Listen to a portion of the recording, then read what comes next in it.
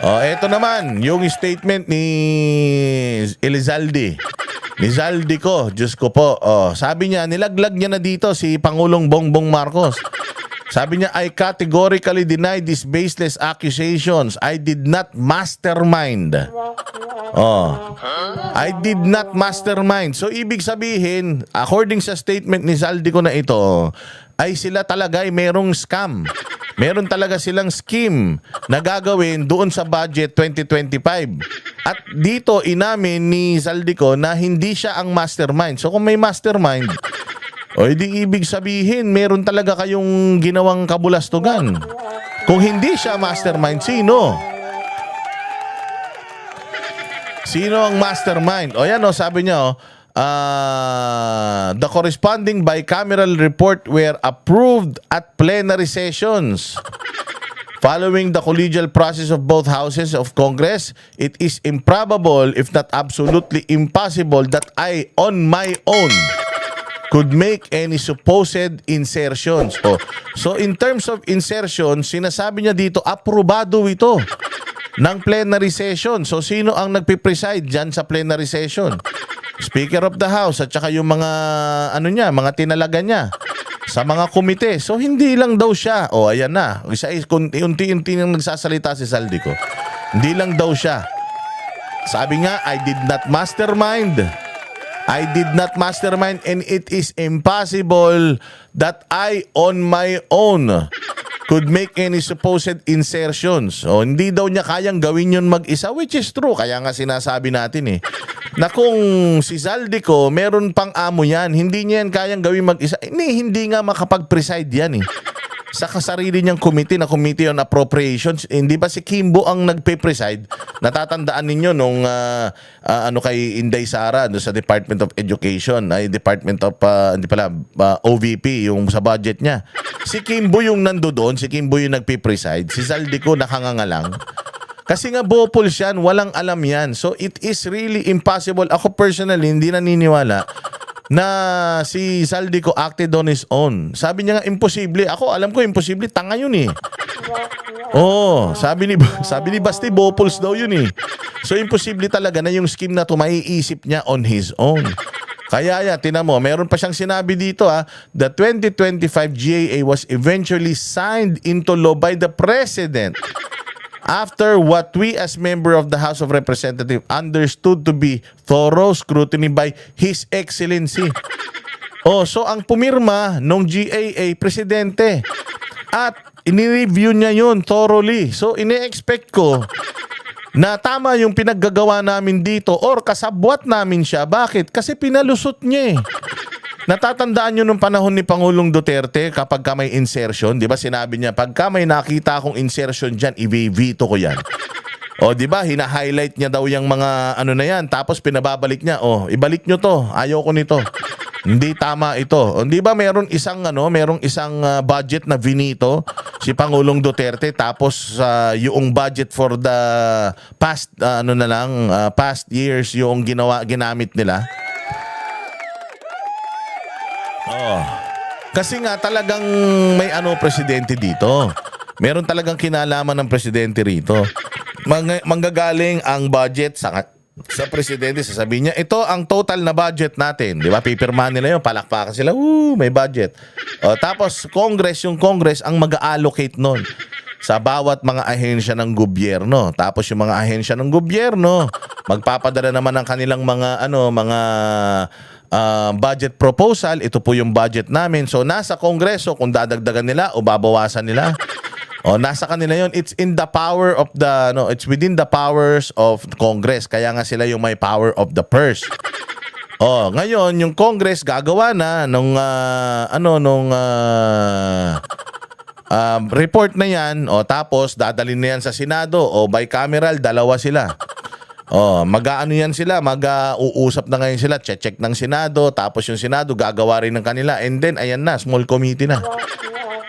Diyan na ngayon pumasok yung mga blankong item. Kaya nga, sinong mga pumirmang mga senador nito, tapos blanco, di ba? Sabi nga ni Bato, kaya nga ako nag-walk out kasi hinihingi ko yung Yung mga dokumento, hindi nila binibigay, kaya hindi na ako pumirma eh. O ano nangyari? Di ba pinirmahan niya ng presidente? Sinabi pa ni Pangulong Duterte, ni Ungab, di ba, na in-expose nila, ano sabi ni Pangulong Marcos? Sabi niya, hindi pwede yun, hindi totoo yun, walang blanco, etc. etc. O ayan o, His Excellency. Thorough scrutiny by His Excellency of each and every item to ensure that everything is in order. So ang may final say, pirma, whether goods yan or bad, presidente. Pumayag ang presidente sa napakaraming insertions ng Senado, ng Kongreso. It means kasalanan niya yun. Kasalanan niya yun. So dito sa statement ni Zaldico, nako po, mukhang umano na siya.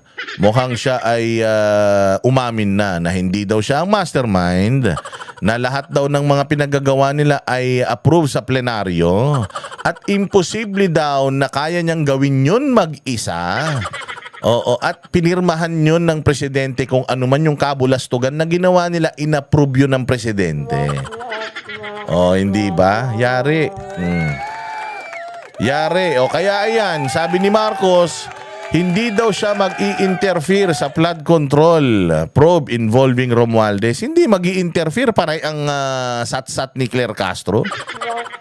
Panay ang statement ni Claire Castro tungkol kay... Sabi nga, ito nga, ay, hindi ko pala nakuha dito. Nagagalit nga si Karen Davila eh. Sabi nga ni Karen Davila, ito, hindi ko lang may pakita sa inyo ngayon. Kasi, pero ipopost ko na lang dyan yung sinabi ni Karen Davila. Ito ang sabi ni... Ay, hindi, nandito pala. Wait lang ha. I-post ko lang dito yung sinasabi ni Karen Davila. Ayan. Ito yung sinasabi ni Karen Davila. Why is Malacanang speaking on behalf of the former Speaker of the House? He can very well defend himself. Oo nga naman, bakit si Claire Castro ang nagiging parang spokesperson ni Romualdez? Dahil nung merong speech si Chis Escudero, siya yung sumasagot. So ano ba to? Sino ba talaga presidente ng Pilipinas? Si Bongbong o si Romualdez? Kaya nga sabi ko nga sa inyo, the mere fact na iniiwas kay Romualdez, it means kasi pag pumunta na yan kay Romualdez, katulad na sinasabi ni Inday Sara, papunta na yan. Diyan sa Malacanang, papunta na sa Malacanang yun kasi dinadala yung pera sa Aguado eh. Di ba? Sa Malacanang yun. So makikita mo talaga may paper trail at saka yung trail of evidence, papunta talaga ng Malacanang. Kaya makikita mo, ano na sila, damage control sila. Pati nga ngayon si Claire Castro, napasahod ng Malacanang para ipagtanggol ang Malacanang. Pati si Speaker of the House, niya na. Pinagtatanggol niya na. Samantalang ang Congress, ang dami-dami naman nilang spokesperson. Meron silang 3 spokesperson doon. Na first time din in history ng House of Representatives na magkaroon sila. Boses nga sila ng taong bayan, tas may boses din sila. Ano yun? The job of the Presidential Communications Office is to speak for the President. When the PCO defends or attacks someone, it gives the impression the President is behind it. Di ba? Tama ito. Sinabi ni Karen Davila na ang trabaho ng PCO ay magsalita, maging mouthpiece. Kung ano lumabas sa bibig niya, yun ang statement ng Malacanang. Kapag ang PCO o ang spokesperson ay may ipinagtanggol na isang kawatan, ibig sabihin, sangkot talaga Malacanang. The President is behind it. The fact that the President cannot request for accountability sa kanyang pinsan na amo ni Zaldico, it means talagang 3 yan, riding in tandem yung 3 sa pagnanakaw sa pera ng Pilipinas. Si Zaldico lang nawala dito, yung kanilang nililitsyon eh. Bakit hindi nila litsyonin ito si Romualdez? Bakit? Kasi pinsan. At dahil pinsan, sigurado ko may usapan. Which is true. With an ongoing investigation on the budget and flood control anomalies, a demeanor of impartiality might be prudent. Mayroong ongoing investigation na yung presidente mismo ang nag-initiate, tapos ang PCO, yung mga posible at pinapangalanan na mga kawatan sa Pilipinas, pinagtatanggol. Anong ibig sabihin nun? Tapos sasabihin nila, BBM. The palace won't interfere in flood control probe. You will not interfere sa flood control probe, pero itong si Castro, panay ang tanggol sa pinsan mo. Ay, mga loko-loko kayo. Mga buwisit talaga kayo. Wala kayo talagang matino na pinagsasasabi sa bayang Pilipinas at ginagawa sa bayang Pilipinas, Diyos mio.